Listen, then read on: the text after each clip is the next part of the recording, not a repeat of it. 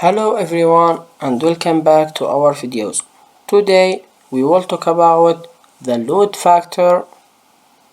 Also we will talk about the left turning tendencies and the torque, and the last one we will talk about it is the gyroscopic precision. The load factor is the ratio of the load supported by the airplane wings to the actual weight of the aircraft and its contents. During turning maneuvers, weight and centrifugal force combine into a resultant which is greater than weight alone. Additional loads are imposed on the airplane and the wings must support additional load factor.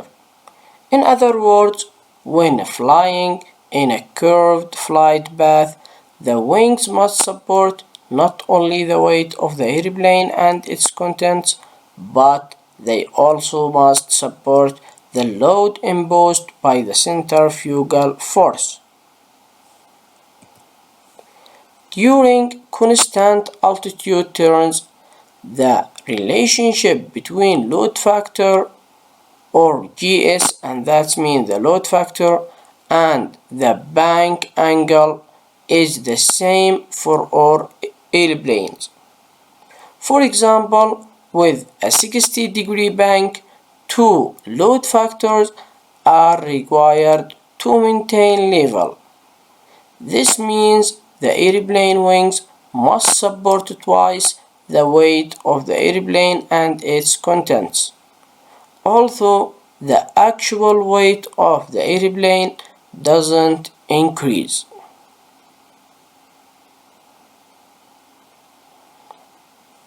Limit load factor. When Federal Aviation Administration certifies an airplane, one of the criteria they look at is how much stress the airplane can withstand.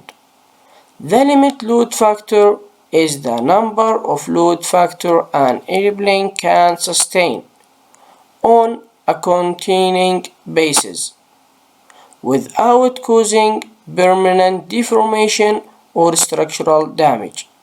In other words, the limit load factor is the amount of positive or negative load factor an airplane is capable of supporting.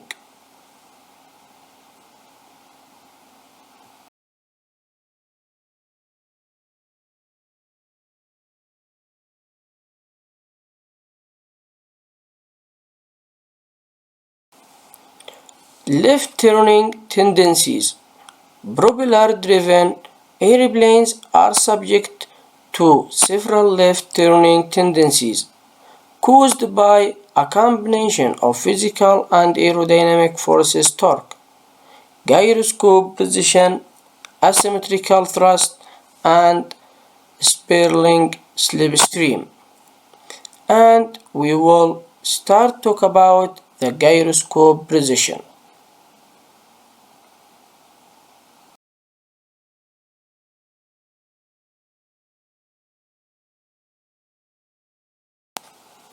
Gyroscopic precision. The turning propeller of an airplane also exhibits characteristics of a gyroscope: rigidity in space and precision. The characteristic that produces a left turning tendencies is precision. Gyroscopic precision is the resultant reaction of an object, as we see in this figure, the gyroscopic precision. If the pitch altitude of an airplane is changed from a nose high to a nose level position, a force will be exerted near the top of the propeller's plane of rotation, A resultant force will then be exerted 90 degrees ahead in the direction of rotation, which will cause the nose of the airplane to yaw to the left. This typically happens when the tail of a conventional gear airplane is raised on the takeoff rule.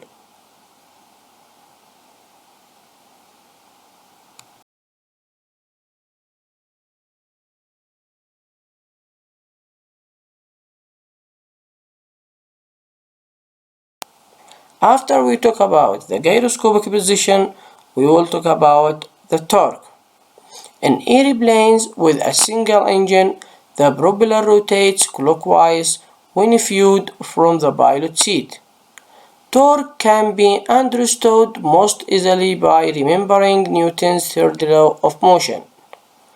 The clockwise action of a spinning propeller causes a torque reaction which tends to rotate the airplane counterclockwise about its longitudinal axis.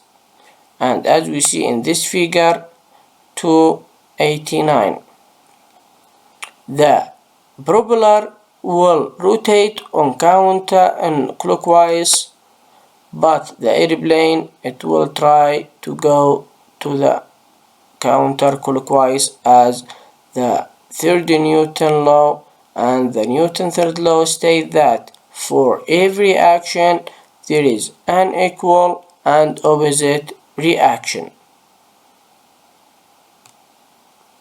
Generally, aircraft have design adjustments which compensate for torque while in cruising flight.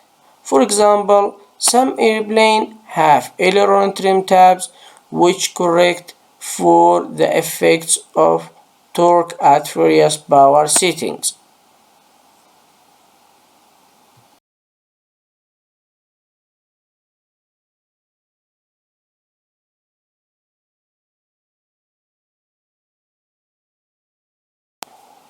The third thing we will talk about is the asymmetrical thrust, and this will make the aircraft to left turning tendencies.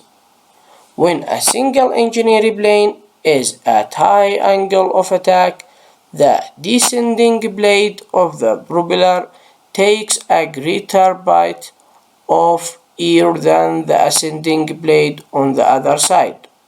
The greater bite is caused the higher angle of attack for the descending blade compared to the ascending blade.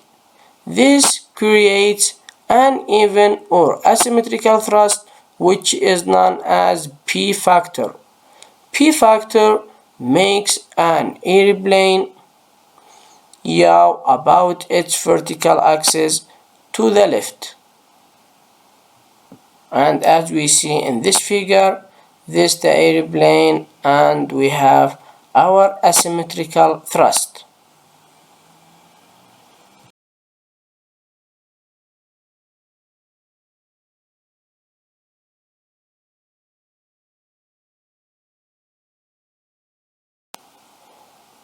The fourth thing, the Stirling slipstream. As the propeller rotates, it produces a backward flow of air, or slipstream, which whirls around the airplane. This Stirling slipstream causes a change in the airflow around the vertical stabilizer. Due to the direction of the propeller rotation, the resultant slipstream strikes the left side of the vertical vane, and as we see in this figure, when the rotation of the airplane makes the air that will go aft, it will try to slip or strike on the vane of the airplane, and that try to lift the airplane to the left side.